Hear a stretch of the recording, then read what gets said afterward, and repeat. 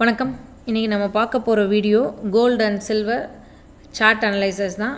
Last video பார்த்துட்டு வந்துருங்க. Last வீடியோவோட கண்டினியூஷன். லாஸ்ட் வீடியோவில் நம்ம என்னென்ன சொல்லியிருந்தோம், அது என்னென்ன நடந்திருக்கு அப்படிங்கிறது எல்லாமே இந்த வீடியோவில் கிளியராக பார்க்கலாம். ஓகேங்களா? லாஸ்ட்டாக நம்ம கொடுத்துருந்த செட்டப் என்ன அப்படின்னா செல் செட்டப். இப்போ இதுக்கான ரீடெஸ்ட்மெண்ட் மூவ் ஆகிட்டு நம்மளுக்கு என்ட்ரி எடுத்து ட்ராப் ஆகணும். நம்மளோட டார்கெட் என்ன? ஸ்விங்கோட லோ டார்கெட் அச்சீவ் ஆகலை. ஓகேங்களா? மார்க்கெட் மூவ் ஆகி கீழே வந்துட்டு நம்மளோட டிமாண்ட் கிட்ட ஹோல்ட் ஆன் ஆயிடுச்சு. இப்போது இங்கே நான் மார்க் பண்ணியிருக்கக்கூடிய சப்ளையில் என்ட்ரி ஆகணும்னா இங்கே கீழே இந்த டிமாண்டுக்கு கீழே பிஓஎஸ் க்ளோஸ் வைக்கணும். இப்போது என்ட்ரி எடுத்துகிட்டு கீழே வந்தது. இந்த லோக்கு கீழே ப்ரைஸ் க்ளோஸ் வச்சுருந்துச்சு அப்படின்னா எகெயின் செல் ட்ரெண்ட் கண்டினியூ ஆகுது அப்படிங்கிறது அர்த்தம். சரிங்களா? இங்கே தெளிவாக பிஓஎஸ் வைக்கவே இல்லை. பிஓஎஸ் செல் சைட் வைக்கல அப்படிங்கும் போது இந்த சப்ளைக்கு நம்ம பார்க்க முடியாது. ஏன்னா இது இன்டர்னல் ஸ்ட்ரக்சரில் வருது. நம்மளோட பிஓஎஸ் வந்து பாருங்கள் இங்கே க்ரியேட் ஆகுது. இப்போ இந்த ரேஞ்சுக்குள்ளே இருக்கக்கூடிய structure internal structure. First time entry எடுத்தாச்சு, கீழே மூவ் ஆன் ஆயிடுச்சு, டார்கெட் அச்சீவ் ஆகலை. அப்போ நெக்ஸ்ட்டு மார்க்கெட் மேலே வரும்போது இந்த ப்ரீவியஸ் ஸ்விங்கே வந்து பார்த்திங்கன்னா லிக்விடிட்டியாக மாறிட்டு எகெயின் இந்த எக்ஸ்ட்ரீம் பிளாக்லேருந்து என்ட்ரி எடுத்துகிட்டு ட்ராப் ஆகிறதுக்கான சான்ஸ் ஹை. இங்கே இந்த என்ட்ரியை நான் லாஸ்ட்டாக சொல்லியிருக்க வீடியோவில் இருக்கும். பட் இந்த என்ட்ரி இப்போ எப்படி மாறுதுன்னா இங்கே பாருங்கள், மந்த்லி ஹை லிக்விடிட்டி வந்து இந்த பிளாக்கு கிட்டே இருக்குது. ஸோ இதை ஸ்வீப் பண்ணுமே தான் பார்க்குமே தவிர இங்கே என்ட்ரி எடுத்துகிட்டு ட்ராப் பண்ணால் பார்க்காது. அதனால தான் உங்களுக்கு வந்து இந்த வாரத்தில் ரேஞ்ச் கொடுத்துருப்பேன். இந்த மந்த்லி ஹைலோ லிக்விடிட்டியை வாட்ச் பண்ணுங்கள் அப்படிங்கிற அந்த ரேஞ்ச் உங்களுக்கு நான் வந்து கொடுத்துருப்பேன். இந்த டிமாண்ட் ஹோல்ட் ஆகுதுன்னா சப்ளை ஃபெயில் ஆகிறதுக்கான சான்சஸ் தான் இருக்கும் அப்படிங்கிறதும் கிளியராக மென்ஷன் பண்ணேன். அதே மாதிரி நம்மளோட டிமாண்ட் ஹோல்ட் ஆச்சு, ஃபஸ்ட்டு சப்ளை ஃபெயிலியர் ஆச்சு, செகண்ட் இப்போ இந்த சப்ளையும் ஃபெயிலியர் ஆனால் பை கன்ஃபார்ம் ஆகும் அப்படிங்கிறது தான். இப்போ லாஸ்ட்டாக வந்து பார்த்திங்கன்னா expect reversal from here buy or sell. ஒன்று நம்மளுக்கு வந்து இங்கே என்ட்ரி எடுத்துகிட்டு அனதர் பிஓஎஸ் க்ரியேட் பண்ணணும், செல் கண்டினியூ ஆகும், இந்த ஸ்ட்ரக்சர் ஃபார்ம் ஆகணும். அப்படி இல்லைன்னா இந்த சப்ளையை ஃபெயில் பண்ணி டிமாண்ட் ஸ்ட்ராங் ஆகணும். இப்போது இந்த சப்ளை ஃபெயில்டு அப்படின்னா நம்மளுக்கு டிமாண்ட் ஸ்ட்ராங் ஃப்ளிப். இந்த ஃப்ளிப் என்ட்ரி இப்படி தான் எடுக்கணும். இன்றைக்கான என்ட்ரி நம்மளுக்கு கொடுத்துருக்கு. 15 மினிட்ஸில் இன்றைக்கே ஆன டேவோட லோ லிக்விடிட்டியை ஸ்வீப் பண்ணிட்டு தெளிவாக என்ட்ரி கொடுத்துருக்கு.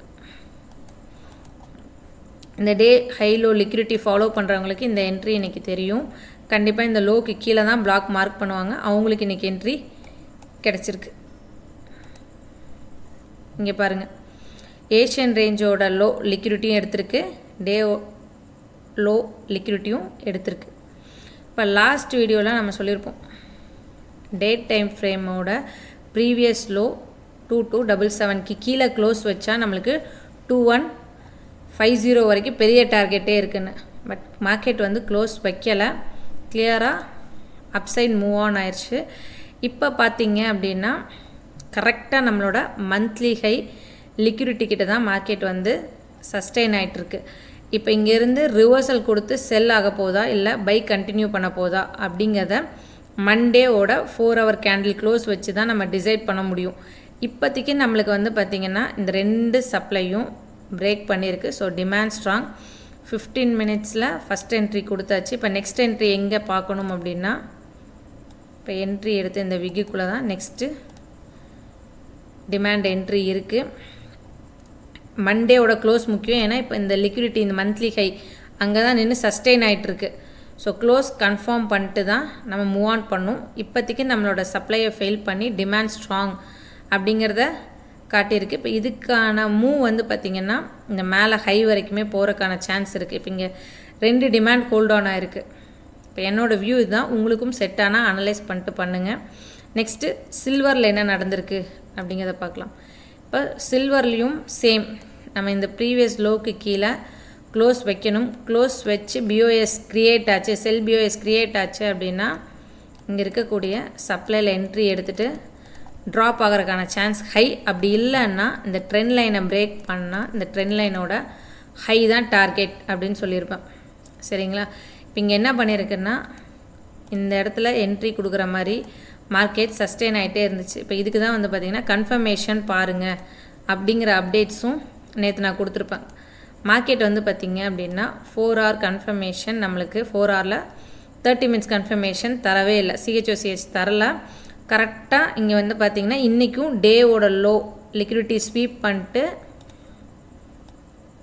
டிமாண்ட்லேருந்து மூவ் ஆன் ஆயிருக்கு. பட் இந்த டிமாண்டோட என்ட்ரி வந்து பார்த்திங்கன்னா இந்த சப்ளையை ஃபெயில் பண்ணி கிடைக்கல. ஓகேங்களா, சப்ளை ஃபெயில் ஆயிருந்தால் மட்டும்தான் டிமாண்ட் ஃப்ளிப் ஆக்டிவேட்டட். கோல்டில் தெளிவாக கொடுத்துருக்கு என்ட்ரி. சில்வரில் இன்றைக்கி டேவோட லோ ஸ்வீப் பண்ணி கொடுத்துருக்கு, பட் ஃப்ளிப் என்ட்ரி கொடுக்கல. இனிமேல் தான் ஃப்ளிப் என்ட்ரி கொடுக்க போகுது. டிமாண்ட் டேப் டிமாண்ட் இப்போ ஏற்கனவே இன்றைக்கி 15 minutesல என்ட்ரி எடுத்த பிளாக்குள்ளே தான் நெக்ஸ்ட் என்ட்ரி நம்மளுக்கு இருக்குது. பை வந்து டார்கெட் 3250 ரேஞ்ச் வரைக்குமே இருக்குது. அடுத்தது வந்து பை வந்து ஸ்ட்ராங்காக ட்ரேட் பண்ணலாம், ஏன்னா நம்மளுக்கு பிஓஎஸ் க்ளோஸ் செல் சைட் வைக்கலை. எப்போவுமே டிமாண்ட் ஃபெயில் ஆனால் மட்டும்தான் சப்ளைக்கு ரியாக்ட் ஆகும்.